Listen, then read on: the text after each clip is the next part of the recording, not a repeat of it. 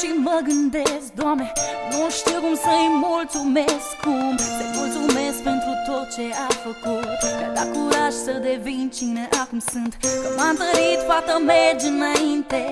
O să ai parte și de fapte, nu doar de cuvinte. Orice ar fi, voi fi aici mereu. Știi bine, te poți baza, ai sprijinul meu. Mi-ai dat, Doamne, tot ce mai frumos nu se putea. Mi-ai dat speranța să o trăiesc și o trăiesc prin ea. Mi-a fost alături zile bune și nopți grele, când plângeam din despărțiri sau bârfelele. De mici copii ea mereu mă apăra. Acum că-i mare e ca și mama mea. Mă alintă, mă răsfață cât se poate și-mi dă și bani să mă trezesc la realitate. Hai, să te ridici, tot ce zici e răbdare. Plângi, te distrugi, vrei să fugi și te doare.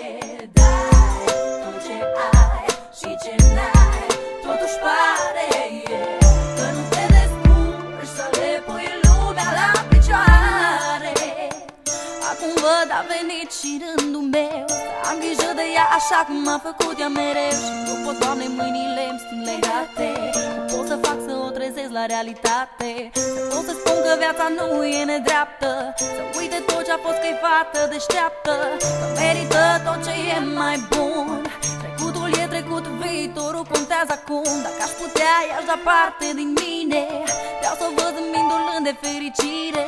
Să spun, hai că putem să o luăm de la capăt, să dăm peste amintiri așa doar întreacă. Că astăzi ca să te ridici, mâine trece. Să-i amintesc că unde-s doi puterea crește, că împreună trecem peste tot, că o prietenie trece și prin foc.